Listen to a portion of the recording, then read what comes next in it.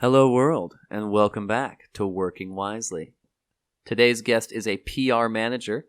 He is the PR manager at Get Your Guide, the travel platform based in Berlin that has now reached a valuation of over $1 billion, making it a certified unicorn in the tech world. Will is also a close friend. We spoke together about what it's like to work at Get Your Guide, but I think another thing very valuable was that we spoke for a long time about his transition from working in the hustle and bustle world of New York to the budding startup world of Berlin and how he sees the ups and downs of working in both. Most insightful about Will, from my point of view, is his ability to always reflect and analyze on himself in a fairly objective, dispassionate way while still passionately pursuing the things he cares about. And all right, this is my conversation with Will. Will, thanks for joining me, my good friend. Pleasure. What's your favorite thing about currently working at Get Your Guide?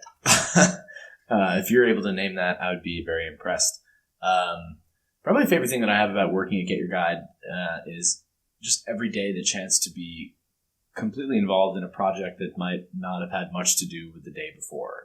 We've gotten to be a pretty big company, but even nowadays we find ourselves just pivoting a lot and addressing new problems as they come up, having fire drills just like the rest of them, finding room for inspiration as well. So I think the diversity is kind of what keeps me going. Well, it seems like you guys kind of found your sweet spot because there's that kind of, Euro unicorn moment that's a big deal now, right? Where the startup has the resources, but it's not a behemoth as of yet. Right. Where there's some wiggle room to try some new stuff, but there's also enough, backing that you're not fighting for your life every day. Is that accurate? Yeah. No, I think that's right. Especially this year was sort of a turning point for us. I never felt at any moment, I've worked at Get Your Guide for almost 3 years now, never felt at any moment that the company was strapped for cash or really at any risk of going under or having to dramatically change its direction. But especially this year, we have a bit more of a war chest than usual, having raised almost $500 million in May and achieving unicorn status for the first time.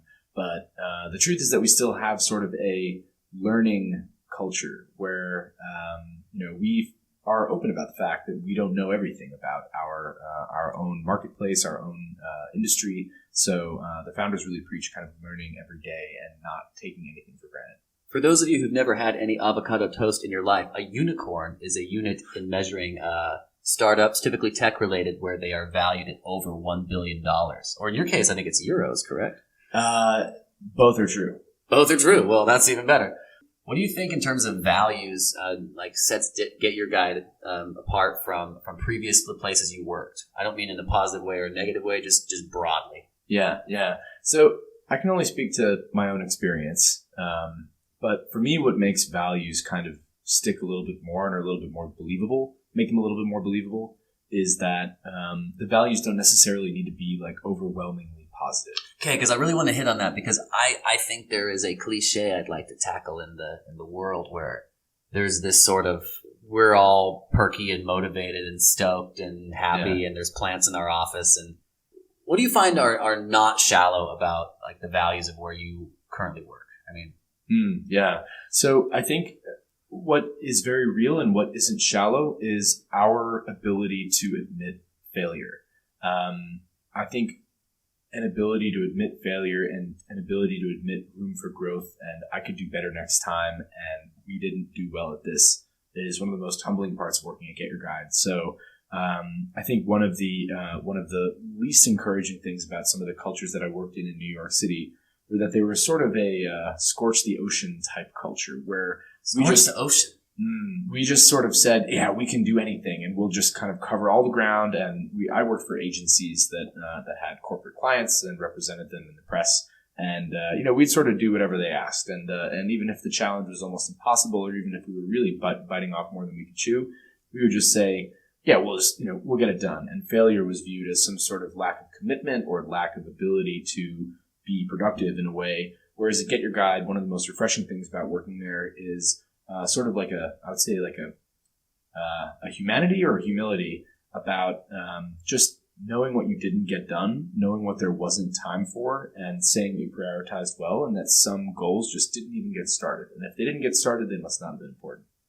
Yeah, I mean, I think that makes sense. I mean, would you say I don't know. I mean, the fear of failure is a thing, and I've heard it from both sides of the ocean. I mean, we're in Berlin, and I've heard many Germans say that like German business culture is afraid of failure, and then the American business culture is the one that is so risk taking and gung ho. But then you talk to people from like different parts of the U.S. and they go, "Oh yeah, well, the U.S. business culture is afraid of failure, and it's really only in cool cosmopolitan cities with a budding startup scene that you can really try stuff." I mean, it seems like everybody has a different definition for like what a failure to take risks looks like and what a failure to fail looks like. Yeah.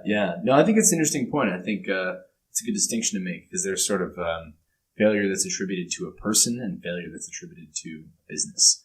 And I think in Germany, failure that's attributed to a business is almost not as permissible, whereas failure attributed to a person, it's like, okay, dust yourself off and try again. Whereas in the U.S., we sort of have this culture of like, oh, it's okay, everyone's just trying to be the best that they can be, and they're just trying to be these, Mr. Positive or Mrs. Positive, values forward people. But if your business fails, cutthroat capitalism, you must not have been good enough. So there's kind of a bit of a contradiction there. Okay, that makes sense. So then, I mean, tell me a little bit about what you were doing when you were living in because I know you, the way I see your career path is that there's the Manhattan chapter, the Brooklyn chapter, and the Berlin chapter. So can we do like a quick overview of starting in Manhattan and then sure. So we can start at the beginning. Chapter 1, page 1. I just moved to New York City after finishing up my studies. I've got a bachelor's degree from George Washington University in Washington, D.C., and headed up to New York City to just basically try to have a job and get things started. And I've managed to line something up before I graduated, which was just the biggest relief, sort of like the American dream of nowadays anyway. Try to graduate without being totally lost. And I moved to Manhattan in 2013. Got a dirt cheap apartment on the west side in a neighborhood called Hell's Kitchen, which came and visited me in that apartment a couple times. Yes. Will taught me that was 2013. Will taught me what Uber was when I couldn't get a cab. I guess I was. You reminded me of that recently. I guess I was an early adopter. I don't remember that. Will was an early adopter for sure. I don't know. I should have bought stock while I had the chance. But, I moved there and I started in technology PR, which probably is worth defining. So, what exactly does it mean when you say you do technology PR? People sort of say, "Okay, I think I know what that is," but they blink a little bit. So, technology PR is essentially communicating about the growth, vision, and unique angles of different technology companies to the media. If you are someone who works in technology or someone who sort of works in, I guess, digital business more broadly, you might know some of the kind of cornerstone publications being TechCrunch, being VentureBeat, being sort of the tech section of the New York Times, if you can be so lucky, and the whole technology circuit that's built around, these sort of, influence choosers in the world of tech. So there's hundreds and thousands of companies that are fighting for influence and fighting for some degree of recognition, authority, credibility in the world of technology. And our goal as their agency that represented them was day in and day out, week in and week out, month in and month out, to find ways to get them airspace on the technology wavelengths and to get, more importantly, others to sort of endorse them by speaking positively about them in the third person. Now, were these others like limited journalists, or what was it primarily focused on? Yeah, so we focus pretty closely on journalists. I think things have changed a little bit now in the agency world because, believe it or not, there's also sort of an uprising of influencers also who only focus on technology. I think we know of influencers as the selfie-taking travel Instagram people. But that's like the most obvious version. It's the well-known one. You could say it's the most successful one, but maybe. But there are technology influencers as well, and I think that's probably a part of the game now where there's a little bit more paid for and bought influence. But back then it was really just focusing on getting the tech cognoscenti intelligentsia, whatever you want to call it. There have been a bunch of names thrown around to pay attention to you. And our goal was to basically tell them about our clients, tell them why they should care, and get them to include our clients in their stories. So it's pretty cutthroat, pretty hard world to be in, especially if you don't know what you're doing and you're an entry-level person. So I started with a couple of internships under my belt, but not a lot of experience in the tech industry.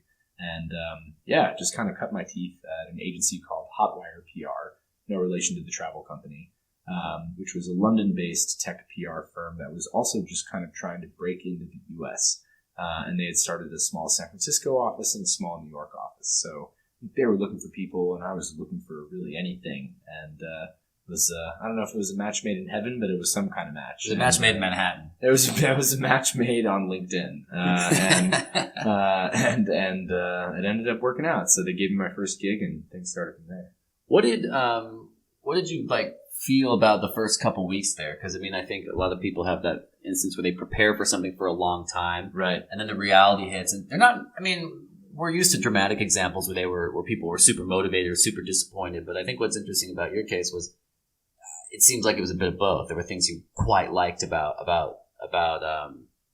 getting started in a new city out of school, and then there were things you also were, like anybody, you're still hoping to figure out, if not in the first job, then the next one. Yeah. Did you have an idea of what you wanted to pursue, or how long did it take when you were at Hotwire before you were thinking about, I don't know, other ways you could grow either there or somewhere else? Yeah.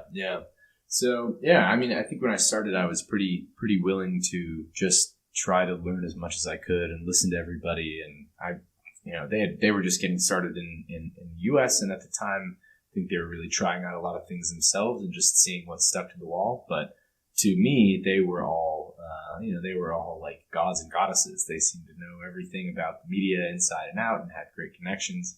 And I just kind of tried to listen and learn for a while. I think my own hope was that I'd be able to translate my own articulation and writing ability into some kind of useful corporate asset where basically I could become, if not a hired gun, at least a hired pen that could express ideas that tech companies wanted to share in ways that were more elegant and concise and effective than what they themselves could think of.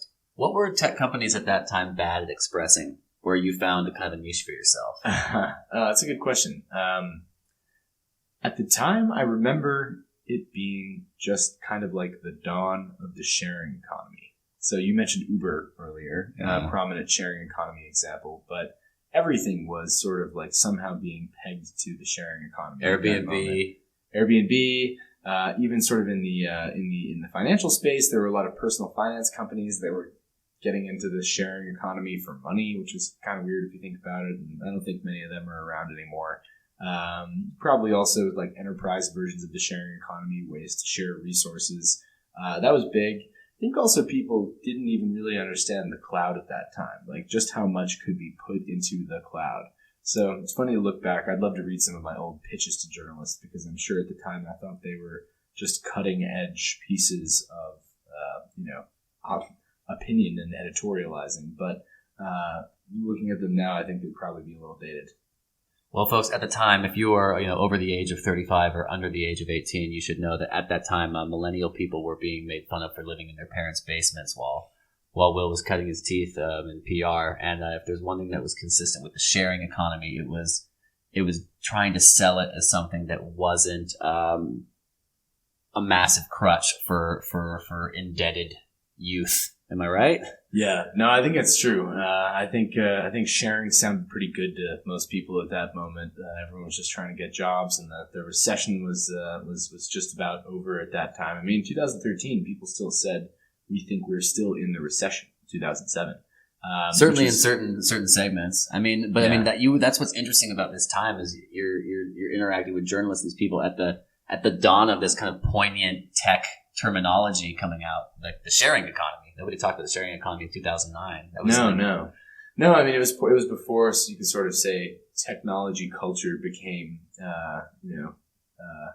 ubiquitous, or turned into a Hollywood export. The TV show Silicon Valley hadn't aired on HBO yet. There was no Erlich Bachman. There was no Pied Piper. There was none of that, and this sort of world of tech was a little bit still, I would say, not very tangible to people, and a little bit hard to grasp. Like, how exactly can it be that something is in the cloud? And nowadays, I don't know if we understand it that much more, but maybe we're just resigned to the fact that we will never will, and we kind of go along with our days. I have a question. I mean, not that anybody really knows because it's just a popular term now, but does a term like sharing economy, does that first have its take form in a newspaper office or a PR office? PR office, no doubt.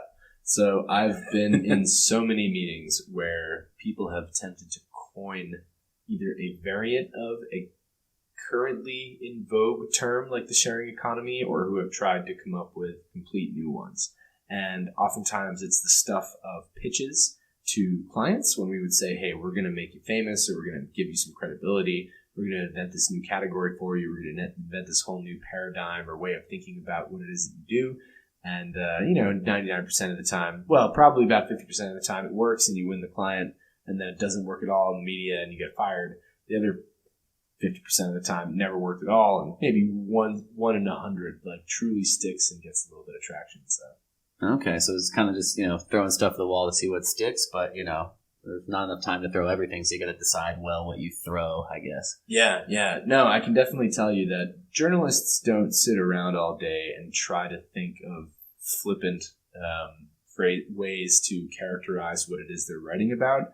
They have those kinds of phrases force-fed to them by PR people who essentially ambush their inboxes day in and day out and hit them with an avalanche of jargon and invented terms, and only the very strongest survive. I guess it's a bit Darwinian in that sense. Yeah, I remember in another lifetime I was doing some part-time editing work for a digital publication. And, right. I remember that. Yeah, and it was it was a good one. It had a niche. It wasn't gigantic, and even they got, I think, hundreds, if not thousands, of emails a week from PR people going, "I just thought you might be interested in knowing this is coming out." Yeah.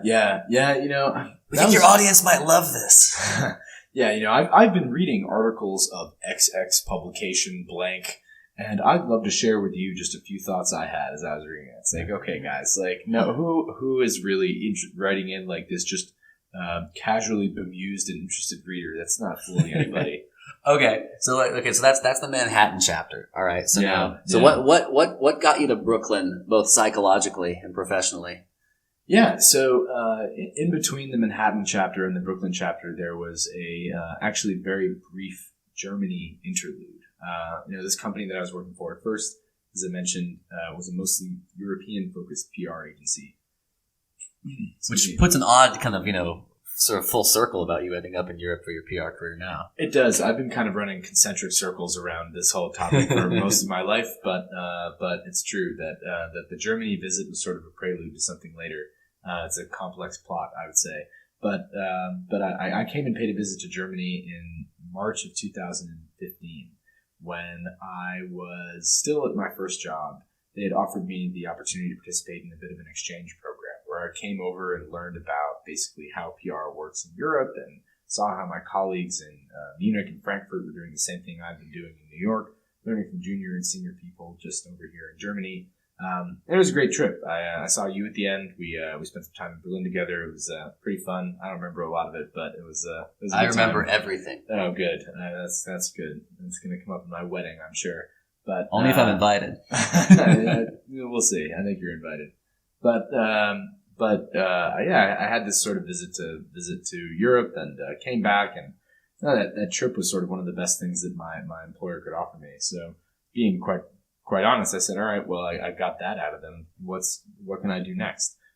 Which lines up well with the New York every man for himself thing, right? A little bit. That taught you some good things, I think. Yeah, somehow at age 23, I already had a little bit of a what's in it for me type attitude. Well, fair enough, man. College is expensive in the U.S. I mean, we'd be naive not to have a little bit of that. Yeah, better have some good shit coming afterward. But I came back to New York, took a look at my life, took a look at what I wanted to do.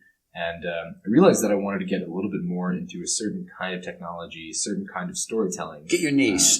Get a bit of a niche going, and really become specialized. Which, in retrospect, I think was probably a little bit premature. Like I'd still only been having a career for about 2 years. But at that time, I thought I was doing pretty well, and I was like, all right, well, it's time for me to really, hone in on my abilities. And I think that was probably a little much. If I could go back and tell my 23-year-old self something, it'd probably be, all right, man, chill out a little bit. But yeah, man, but that's fair. I mean, who doesn't tell their 23-year-old self to be more patient? Yeah, right, and to think less highly of themselves. It's a little bit of a tough pill to swallow. But I started looking for some new jobs, and I looked for a new gig in PR, looking for a certain thing. Got in touch with a company called the Bateman Group, which was sort of a specialized tech PR agency based in San Francisco and Dumbo, Brooklyn, and had a couple of good conversations with them, and thought that would kind of be the place for me. So. Okay.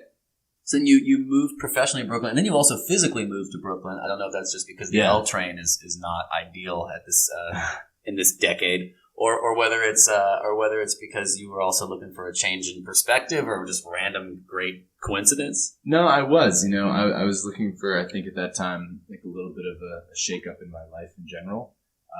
And I was thinking a lot about, how could I just add a little bit more sort of like chance and serendipity to my life at that moment. I sort of wanted to up the stakes on predictability, wanted to find more moments to just meet people where I thought maybe my 20s would take off in an exciting direction. I think I felt a little bit stuck.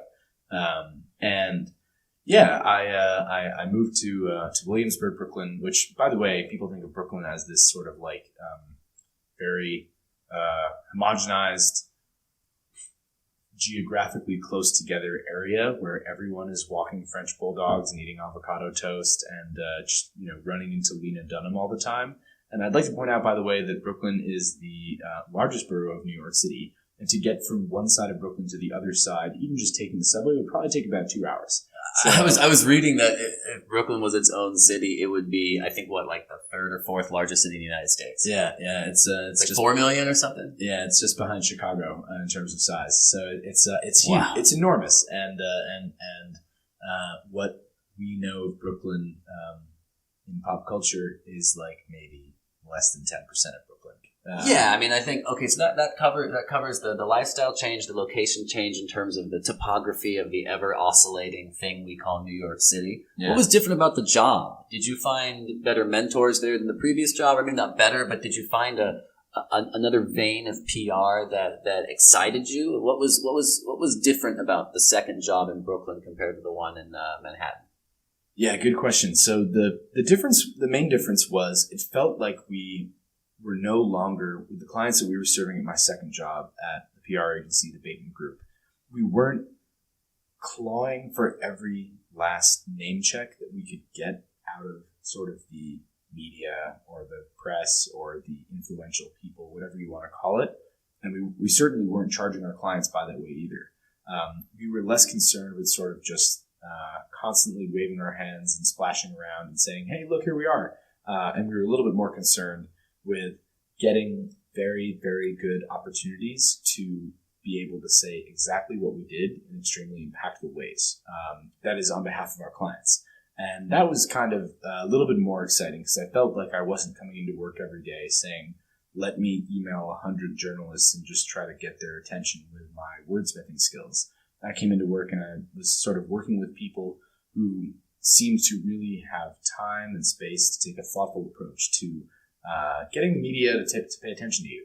And it was a wholly different way of working. It was a wholly different sort of like approach to productivity. And I learned a lot there. I definitely respected the people that I worked with there a lot. And that made my job easier, knowing that the people who had their hands on the rudders of the company really knew exactly what they were doing. Okay, cool. I mean, that's a good segue because, okay, I'm getting an image now. So there's first sort of this hustle heavy aspect to the first job because it is your first job. So there's already that part. But then there's the second part where you're dealing with this UK firm, which is getting their feet on the ground in Europe, right? I mean, in North America. Correct. And so the environment is all about, taking root somewhere new and clawing out your space in a new, very competitive environment. Then you demonstrate some competency there. You develop some interests. You build a repertoire, if I can say that. And then you end up at the second job where there's still obviously a certain base level of competition, but now there's more of a focus on doing good quality work in a specific niche because you're with some locals now who know the roads, so to speak. So then now you can zero in on maybe something a little more about. It seems like it's more about the content than the client in some ways. As in the client is more certain, therefore there's more time to focus on the content of your writing, the content of your ideas. Yeah. No, that's exactly right. I think my first gig, it felt like we were paid to get people's names out there. And my second gig, it felt like we were paid to get people's message across. Which feels better? Well, maybe both in different ways. Depends what you like to do. I think for some people, I think the messaging can be a little bit intimidating, where essentially in PR, or at least the kind of PR that I was doing at the vaping group, you're essentially trying your very hardest to get someone else to use your words. And that is kind of the art of PR, when you can sort of sell a journalist on an idea to the extent that what you want to be out there is not something you say yourself, but something that is said about you. And that was, I can definitely say, an intellectually stimulating challenge where we pushed one another very hard, not only on levels of promotion and how to be persuasive, but also levels of argumentation. Did we consider this enough? Did we really sort of fine-tune the finer points so that journalists wouldn't say, okay, this is just some spin, right, that's being put on this idea by some person who's been highly paid, but they say, oh, you know what, this is actually a really thoughtful way to look at this, and I don't have time in my day to give things this kind of thought, but clearly this company's thought about sort of this notion or concept or paradigm or advancement in technology to an extent that I haven't. And they've reasoned it out in such a way that's smart enough that I just trust it. And that was hard and satisfying. I mean, and was that, did you, because let's okay, typically one might make a cynical approach about spinning something, but let's try and go the sentimental route or the more open route here. It's less discussed in this context. But I mean, would you say that to do that well, I mean, maybe one would assume you'd have to be dishonest, but would you, I kind of feel like perhaps someone can do a better job if they're honest, but still pick the right parts to emphasize about a certain industry or topic. No, I think that's true. I can say, hand to God, that I've never lied to try to get a journalist's attention. I've never been directed to lie and say, oh yeah, just say it's that and they'll get it. Say it's the sharing economy and they'll get it. I've never done that because ultimately it doesn't help the person that you're trying to represent. If maybe they can get away with it for a little bit, but once it all comes crashing down, you didn't help them at all if you didn't get sort of the right idea out there in the first place. I do think that there is an art that both journalists and PR people practice to selectively identify parts of a story that are meaningful for an audience or for readers, and turning up the volume on those and turning down the volume on others. It's not unlike editing a podcast where you want to try to pull out the beeps and clicks and feedback and just sort of highlight the parts that sound good, where you haven't necessarily cut or edited anything. You've just sort of turned down the levels on certain parts and turned up the levels on others, like sort of mixing the story a little bit. Yeah, as someone that is still getting better at editing podcasts, I am inclined to agree with that metaphor. Okay, so that's an interesting way to look at it. So I mean, it seems there was a rewarding part of how cerebral this other job was, because you got to focus on not just testing and putting out a product or a company, but actually a narrative that could apply to a great many companies or even in like entire industries. And then there's a great macro exercise going on to say something that depicts the truth with the right balance of being compelling and content rich, if I could say that. Yeah, no, I think it's true. I think we were really, focused on making sure that whatever we said actually provided some kind of value beyond just the name check. Because, one of the fallacies of doing public relations is that if you can get your client mentioned, you did it. You did sort of the thing that is the gold standard. But truthfully, if you get an irrelevant mention or you get sort of a name check where an expert is quoted on something that doesn't really relate to what they do, doesn't really help. I mean, we all read the news and we all see those quotes and we sort of just gloss over them, or, we don't it doesn't catch our eyes, whoever was quoted being an expert on what have you. And I think the real art that I learned there was sort of getting the sentence from the journalists that correctly put the company in the context of the topic, rather than just, I have an expert who can speak to the sharing economy or can speak to the cloud, and let's just, get in on the dog pile of all the others, because that's not helping anybody. If you're trying to put forth the best way of articulating what, frankly, is the right truth to know about a company or an industry, how do you deal with the backlash of, the same media environment that leads to, all the crazy stuff I don't have to mention that's on the internet right now? Well, yeah, I mean, I think that's a pretty big can of worms to open up. What is true and what is the right opinion about things, and which one is a fact and which one is just opinion or fake news. I think gets us into pretty heady waters as far as figuring out how to believe the media.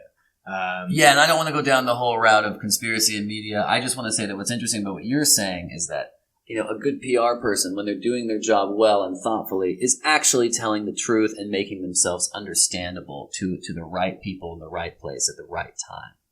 No, I think that's the right notion to have. I think a lot of people view PR as this sort of art of lying or dark art. I've heard it called a million things, the art of influence. And I don't think any of those are necessarily really directly true. I think what is directly true is that in many ways, PR is a service industry that is focused on improving journalism, or that is its best purpose. And if PR people focus on improving journalism and they sort of target their entire accounts they have with clients and their entire strategies that they have with talking to journalists toward attempting to just make stories better, more complete, more interesting, more colorful, then that is sort of what PR people can offer to the world to try to make it a little bit better. Beyond that, I don't know what is beyond that. I think there is a bit of an important navigation or balancing act that press people, public relations people have to contend with. The way that I've explained it to people before is that if you look at marketing teams, if you look at marketing organizations, they have a way of working and they have a common goal and they have a set of objectives that usually involve selling more, signing up more, downloading more, whatever they want to kind of get across, clicking more. And then you have the press, and they have a different set of objectives, which is usually around telling the truth, getting clicks, beating their own competition, getting more readers, making their ad dollars more sort of profitable. And the best PR people realize that they are in the middle of a tug of war between a marketing team that wants to push more product and a journalistic team that probably wants to receive more page views. And if you can figure out how to kind of contend with those natural dynamics, then you're going to be a good PR person that isn't going to get steamrolled by the marketing team. And that is such a good message, because I think especially nowadays you get so many people that push this whole narrative of the corruption of institutions, which I'm not saying does not exist. The world's always falling apart in one form or another, but I think what's valuable about what you're saying is, if it's easy to look at what doesn't work about something and act like you're above it, but it's a lot harder to look at the diverging incentives of different institutions, some of which pay your bills, some of which are important to keeping democracy alive, some of which do a little bit of both, and try and find a way that both of factions can win enough to create something both coherent and compelling, right? I mean, I don't know. I think that's a noble pursuit in some ways. Like, yeah, you could argue that PR at its lowest aspiration is cynical spin. Sure. I think we all already knew that, you don't have to hear about that from me. But then I guess what's interesting to hear from you is PR at its highest aspiration is a depiction of a company or service or economic development that is so good that basically nothing could replace it but the truth. And basically the best depiction of the truth is the highest pursuit of PR. Yeah, no, I think that's true. Well, I'm inclined to say it's true because it sounds pretty good. It's true enough for you, and you're here, you know. and I'm here. And let me say one more thing about the truth, by the way, because we were talking about PR. So I don't think that the best PR people tell half-truths. I don't think the best PR people try to sort of somehow distort or warp reality. But I definitely will say that I think the best PR people know how to hedge their bets pretty well. I think that's an important skill. I think that knowing how to kind of not make sure you put all of the eggs in your client's basket or in the media's basket is a useful sort of general productivity and career skill to learn. And I think that not enough industries really teach that. I think there are a lot more industries out there that are a little bit more dogmatic, that are a little bit more sort of black or white in terms of belief, in terms of ideology. And the one kind of interesting thing I would say about working with good PR people, and maybe, for anyone listening to this, they should think about it the next time they talk to a PR person, try to figure out whose camp they're really in or whose pocket they're really in. Because my bet is they're not in anyone's pocket. They're in their own. I think that's a good point. And as we all know, as everybody who has Netflix knows now, that, if you just lie, you don't get a written enriching career forever. You get Fire Festival. So, at some point, the lack of substance shows itself. Okay, so without going too far down the PR truth rabbit hole, of which we could do for hours. We could. Now we're on chapter 3, right? Now we're on Berlin. We're on Get Your Guide. This seems to be, at least at this stage, a perfect union of talents you picked up from the other two spots you're at, right? You've got the...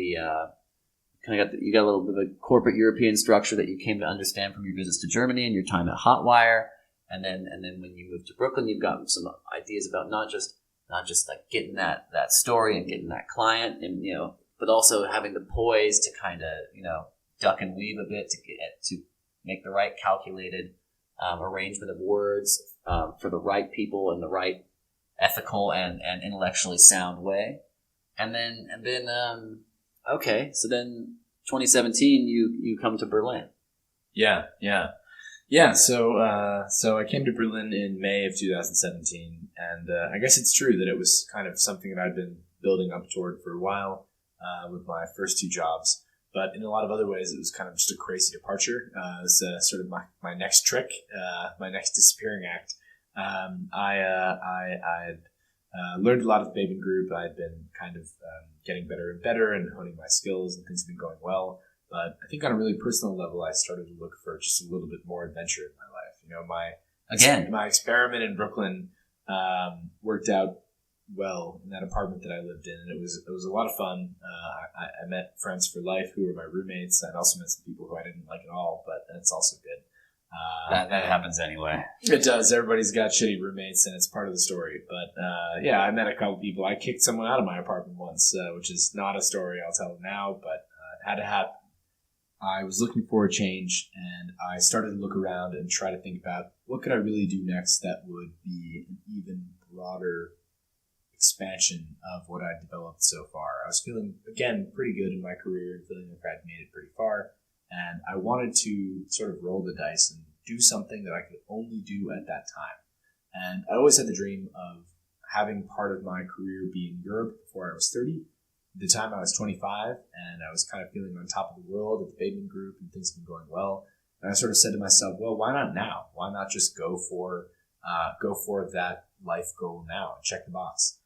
So I started a bit of a Sunday cafe project, just kind of looking around, seeing if I could figure out a way to find a company that would move me to Europe. And I interviewed for a lot of jobs in London. I don't know if you remember that, but I was thinking about London. Yeah, that was a time when London was definitely in Europe. That was a time. That's right. That was a time when London was a European place. Now, who knows? But I looked for a lot of jobs there, and none of them worked out.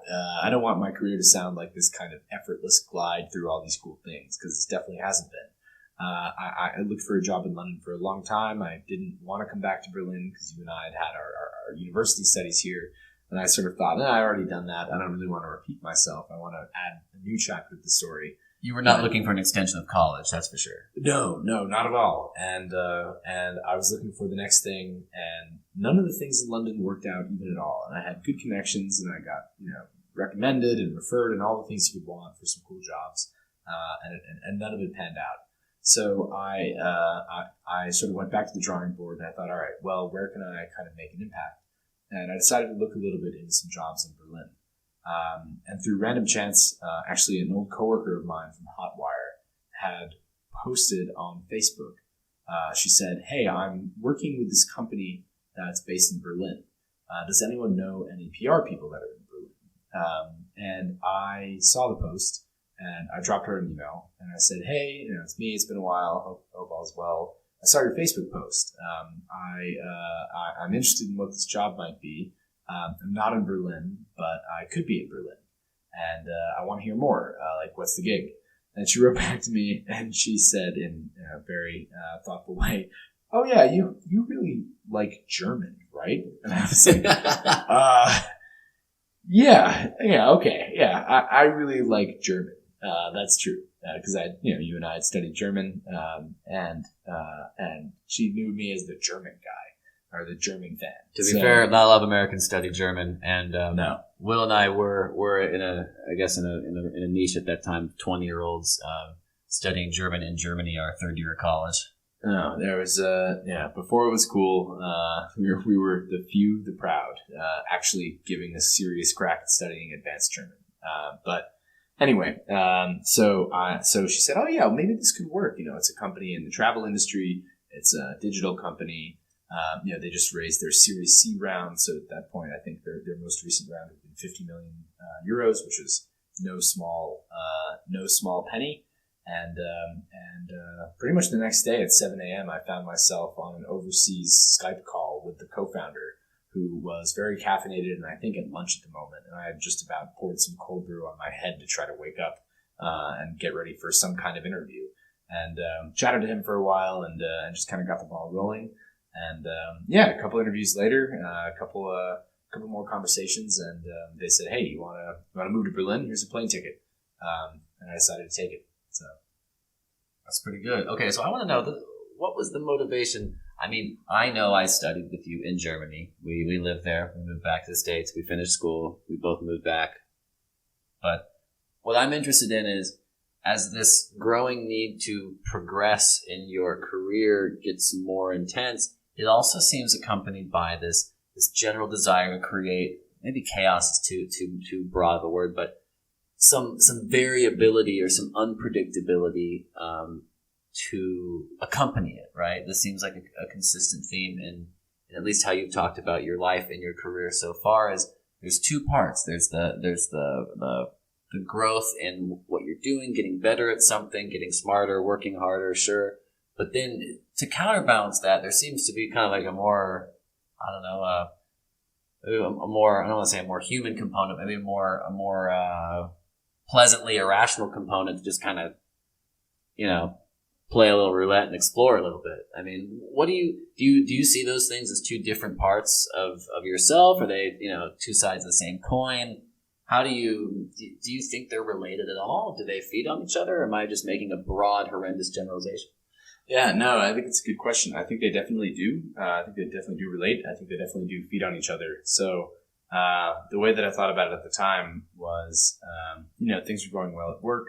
And had I just been interested in climbing the ladder that I was on and increasing my earnings and increasing my authority and everything else in a sort of linear way, I had no problems. But at the same time, I looked at sort of the next rungs on the ladder and I thought, I don't know if that's exactly where I want to be going. Staying in New York or staying with the company and just sort of progressing linearly along this track didn't sound like the way that I could flesh out my resume in the most exciting way, or beyond that, the way that I could flesh out my life in the most exciting way. So I think there's a little bit of a casino component to it, where when you're up at the casino, and I don't gamble, by the way, but when you're up at the casino, you're feeling pretty good. You're thinking, yeah, I'm ready to double down. I'm ready to go, all in on this round. I can't lose. Like, it's my night. Like, the dealer's got my number. Like, let's do this. And I felt like at that moment that I was holding some pretty good cards. And I think when you feel like you're holding good cards, you're willing to make riskier bets. And so I did. I made this bet not just sort of like incredibly spontaneously. I made it after speaking to people in my life who were important, my parents and everybody. And they said, yeah, you only get one shot at this kind of thing. You should really take these chances when they show up. I remember someone who is kind of an unofficial mentor to me, guy who runs a marketing agency in New York, and I never worked for him or with him or anything at all, but I just happened to get to know him. He told me, you only get a couple times in your life to strap yourself to the rocket ship and see where it goes. And it sounded dramatic at the moment, but looking back on it now, feels like I was sort of strapping myself to a rocket ship and flying off somewhere, and it still feels like that a little bit today. So I try to think about those choices like those moments where if you look back in 10 years, you look back in 20 years. I think that's what really scared me, was feeling like I would wake up one day in New York City and be, nearing 40, nearing 50, and look back at how I spent my time and just say, did I take all the chances that were afforded to me? Where did the time go? What have I been doing? I had my eyes closed for the past 2 or 3 decades, and all of a sudden here I am. And I was really determined not to have that happen. One way or another, I was going to make things more exciting. So that was kind of what, even after I had the job offer from Get Your Guide, that was what pushed me over the edge, was the feeling that if nothing else, if it all crashes and burns, at least this is going to be a pretty good story that I can tell later. And as a PR guy, you love a good story. I do love a good story, and I think about my own story from time to time, not in a editorializing or biographical way, but just kind of like living your life as if you are sort of your own hero in a hero's narrative. I think is kind of a good way to go, to recognize conflict when it arrives, to recognize rising tension when it arrives, and to know how to kind of capitalize on big plot twists is an important thing.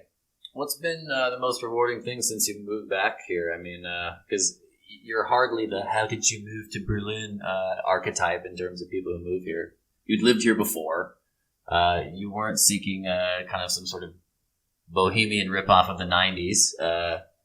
You didn't come solely for career, although career was important. I mean, it's a balanced choice. Like, what have you enjoyed the most since you got back, either professionally or personally? Yeah, that's a good question. I think what I've enjoyed more than anything has been the feeling that every day is kind of like my most surprising and unusual days that I ever had in New York City, where meeting someone new or being out with a group of people you don't know that well, or just sort of embracing the strange in general is a daily occurrence as an expat, where you sort of just become okay with the fact that you don't know the people you're surrounded with that well.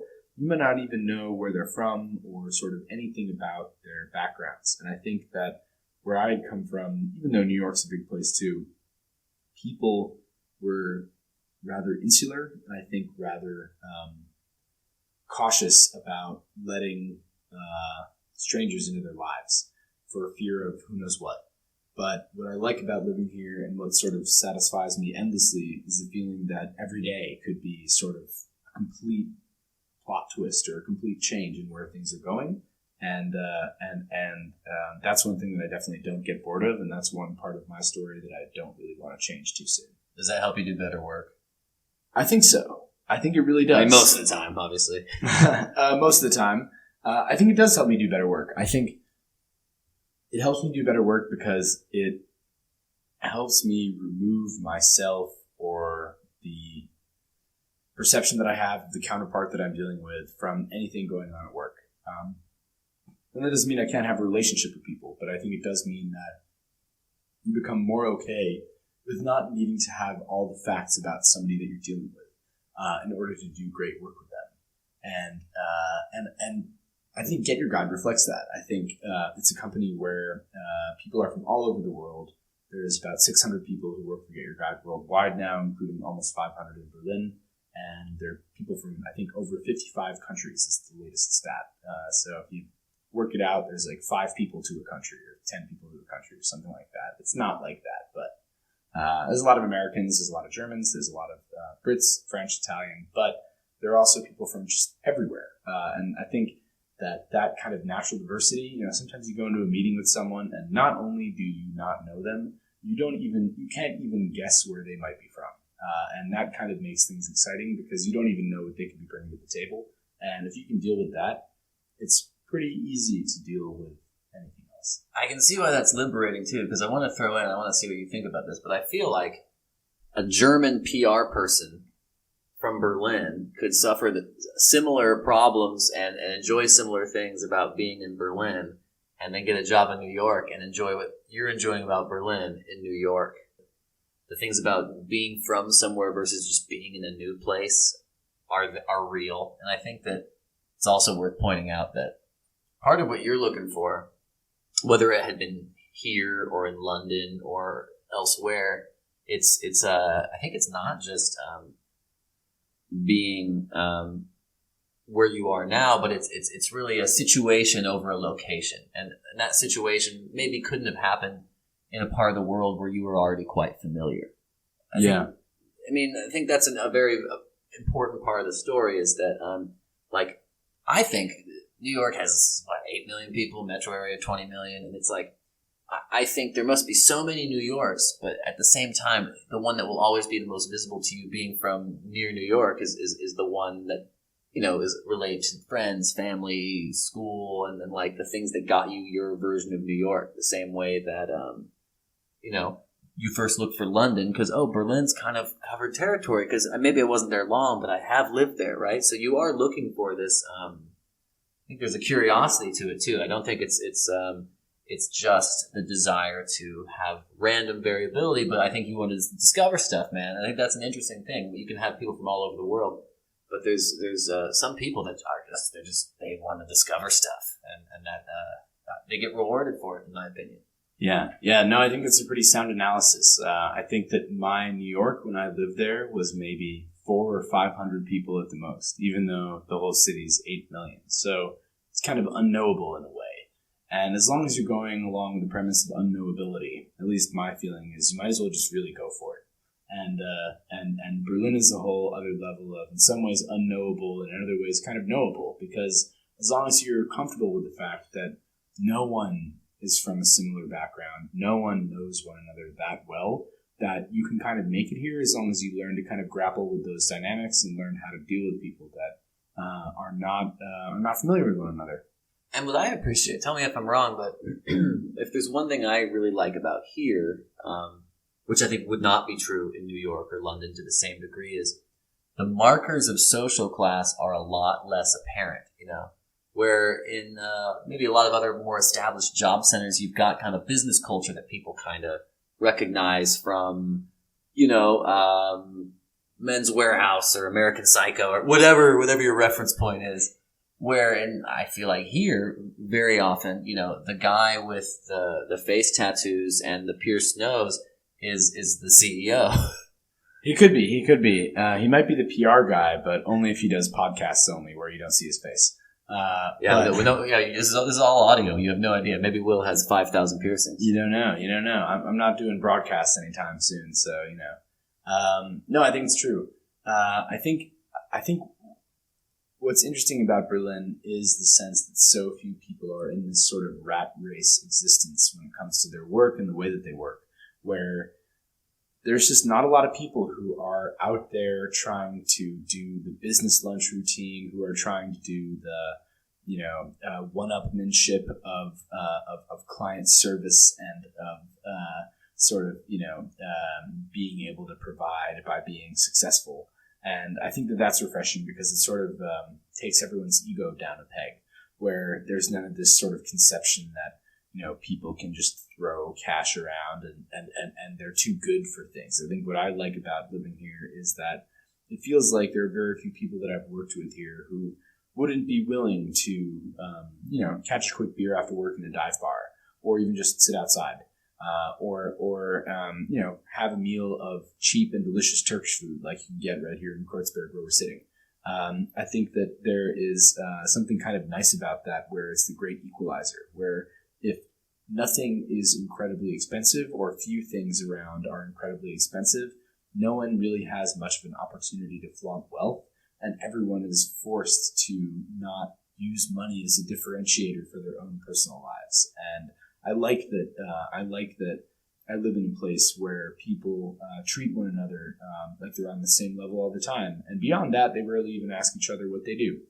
And I think that's kind of the most refreshing thing. I think that is true about here. People do not ask as much about what you do as they do elsewhere. No, it's rare, and even if they do ask about what you do, they're kind of looking for a quick answer and just kind of a pulse check rather than to really get something going. It's not so they can find out who they should really be talking to. That's true. They're not trying to sort of cycle through the room until they reach the relevant stakeholder that will be able to satisfy their corporate ambitions. I don't think that's the way that things work here because thankfully those people just aren't here. But I can definitely say that when I lived in New York, there were so many times when I felt like I was at an event where people just felt the need to talk about work in a way that didn't leave any room for real discussion, but was more of a sort of like self-validation exercise, where they didn't ask about how do you work or why do you like work or what makes work satisfying. It was more of a gut check on, do you work a lot? Do you work really hard? Do you work in a way that is impressive? Do you make money from what you do? There wasn't really any discussion of... Sounds very intense. Yeah, and there was no discussion of why you spend your time doing these things. It was just more of a measuring contest, if you know what I mean. Yeah, I mean, is that a survival technique in a high population, economically saturated place? I mean, because I partly want to say that maybe it's the environment. I don't want to totally blame the great people in New York City. I'm obviously giving you a little bit of grief only because it's fun, and also because, I don't know, I think maybe the other thing about here is just that it hasn't, half the city was communist until 30 years ago. Maybe a New York is doomed to come here through investor capital and English speaking weirdos like us talking about living here, or maybe there is something fundamentally different about the environment here that's going to create a snowballing effect, and it's not gonna be that way. I mean, what's more likely? Do you think that startup land in Berlin that kind of sprung up in the last 5 to 10 years, depending on who's measuring, is gonna take its own form? I feel like it has to. I really used to think that everywhere is at a different stage of becoming Palo Alto or San Francisco, and all these tech companies are going to homogenize everything. But I don't know. The more I've spent time with people working in tech in Europe versus people working in tech in California, or North Germany versus South Germany, you can parcel up as much as you want. But I really do think that technology creates a lot of capability, but then it's really people's philosophy, their ethics, and their interests, and where their attention is that then ends up affecting the whole ecosystem. And there's a little push and pull that's money related that everybody's a little bit succumbing to. But I mean, you're the PR person. I mean, that like depending on how things are depicted or how things are, where people's attention goes and how they recognize something relative to something else, it can lead to choices in companies and entire cities and countries that are quite different. Yeah. No, I think it's a tough thing that cities like Berlin are wrestling with. I personally believe that at some point, a city with as much economic opportunity as Berlin likely will be much more expensive in the future, and likely will be not as livable for the sort of communities and populations that lived here previously. But at the same time, thinking about the impact of technology on cities like Berlin relative to the impact of other forces that also gentrify places and make them more unlivable, I have to say, I think, sure, people who earn technology, digital wages in Berlin make more than the people who made wages in Berlin 20 or 30 years ago by a good amount.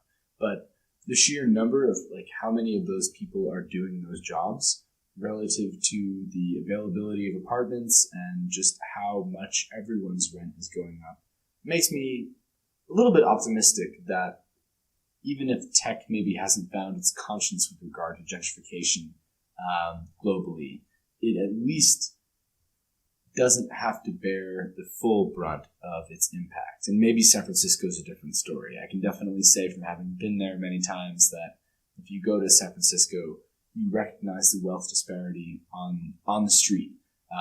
And you don't do that here in Berlin. You don't see sort of gleaming towers of mega unicorns with mega unicorns. Now that could be a new PR phrase, ladies and gentlemen. Yeah, I heard decacorn recently, which is a unicorn worth at least $10 billion. That makes me think of literal corn, though, like some sort of like War of the Worlds robot, but it's made of corn. Yeah. Moving on. Yeah. Berlin has a ways to go before any kind of major technology influx is having a seriously, measurably detrimental impact on the city. To be fair, I'd say that's a good point. That when you look at things like housing, especially places like here, there's investment in real estate that is moving a lot faster than investment in certain niche tech products. It's difficult. I mean, we're not going to solve gentrification this evening, but I was hoping to. I thought that's what we were here to do. But you can always come back and we can try to solve gentrification. But I want to kind of start wrapping up with a few just general questions about where you're at now. Yeah. Okay. So, we've gone from Manhattan to Brooklyn to Berlin, and then a little bit more time in Berlin. But what I want to ask you now is, I mean, how do you personally reassess where you're at in your career, and how do you reassess where you're at in your life outside of your job? I mean, obviously those things are connected, but I'm looking at someone who has obviously got a pretty unique track, has benefited from the nichemanship of their professional life, and has benefited in terms of just the quality of people that they've kept around them by being open-minded. So what does someone like you think about where they're at now? I try to do two things. The first thing I try to do is sort of look at my own levels of motivation at work and my own levels of how much more do I think I can get out of my current employer as far as a learning experience, as far as a development experience, as far as sort of my own ladder that I'm on. And that's important to do, I think, very openly and very transparently and very objectively together, ideally with your manager, to be able to say, hey, this is what I want out of this.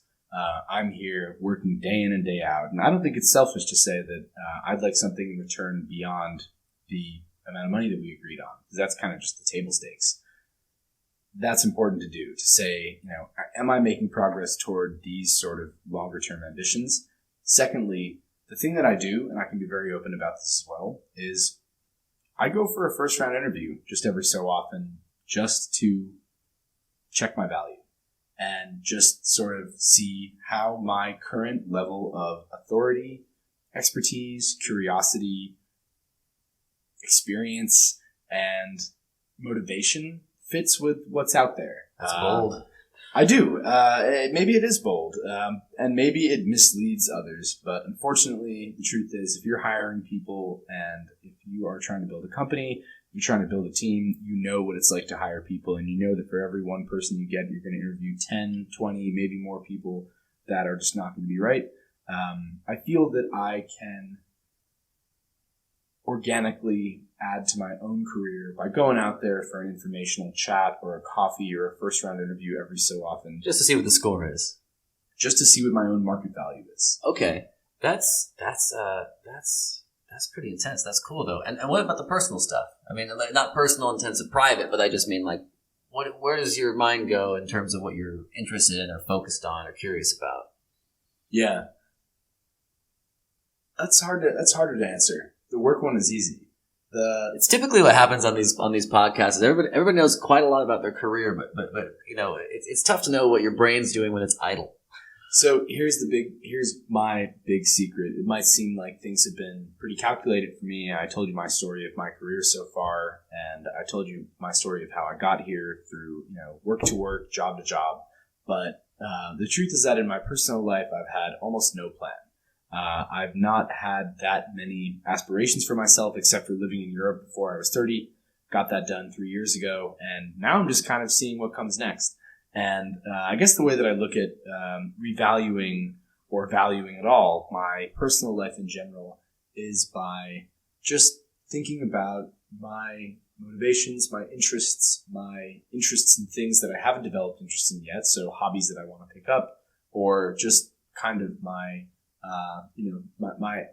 appetite for things, and determining whether where I live is a good match for that, and whether it's giving me what I need. And be willing to move if you don't think it's a good match. Yeah, and just kind of being being an objective player in your own life rather than being the main character. Just kind of looking at what you've got going on and deciding whether or not it's a good fit for where you want to get to.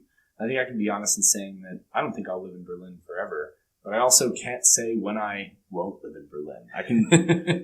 I can say a good anecdote from this past weekend. On Friday evening, I was at a work dinner with a few people, including one of the co-founders of Get Your Guide. And he asked me, just sort of casually, so how much longer do you think you're going to be in Germany anyway? And when, someone who's running the business that you work for asks you that, you want to have something that sounds smart.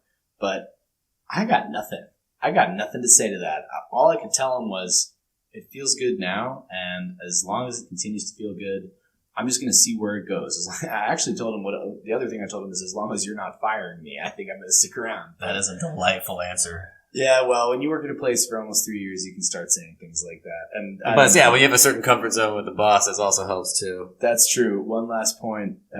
People who work in PR have a very dark and macabre sense of humor, and at least the best ones do. Well, I wouldn't know anything about that, Will Gluckin. No. I had an old boss who used to basically, every time a cardboard box showed up at the office, whether it was a delivery from FedEx or whatever, they'd joke about someone getting fired, having to put their things in the box. And so if someone was away from the bathroom for 5 minutes, say, "Oh, where did Grace go? We were just looking for her for we wanted to check in with her on something." My old boss would say, "Oh, maybe she got fired. I don't know. She might have been let go." Oh, wow. Wow. Yeah, Grace, if you're listening, we respect your job position and we wish you all the best. Yeah, Grace, hope all's well. Sounds like she did not get fired, though. I hope you didn't get corked, as my old boss would say. Okay. All right, we'll close with a little new thing I'm doing called a lightning round, where I just ask you random questions you answer in one sentence. Let's go. Okay. German startup you find very compelling that you've learned about in the last year? Ooh. I've learned about a lot. Just pick one. Quick reactions. Company called Friday. Friday. Okay, great. Favorite travel destination you've been to thanks to Get Your Guide? Thanks to Get Your Guide.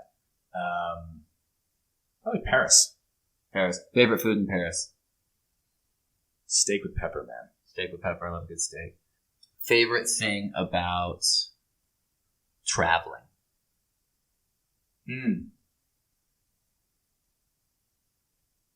Finding directions. Figuring out how to get from point A to point B. I love figuring out directions. One sentence antidote you'd say to someone who is just leaving college, grew up in Connecticut, and has their first job in New York. The world is so much bigger. You might be a Yankees fan, but they're probably going to win a bunch more times in your life. All right. And I'll close with the thing that helps you work the most wisely. The thing that helps me work the most wisely is keeping a record of where I'm at, how I'm doing. Journaling, taking the moment to keep a simple diary, even if it's mundane, which mine usually is. You don't want to read it. That's the thing that helps me work wisely, because it helps me realize where I'm at in the mental state and what I have room for that day. Outstanding. Well, I'm in a good mental state because I've had this great conversation with you, Will Gluckin, so thank you for joining me. Jesse Van Maurik, it's been a pleasure. Thanks for having me. Cheers. And that concludes my conversation with Will Gluckin. The next time you're traveling, be sure to check out Get Your Guide online to see what kind of things they have lined up in your area. There is some truly amazing stuff out there that I highly recommend. Everyone, be sure to get your stuff done, then go home or go on vacation and enjoy your life. Take care.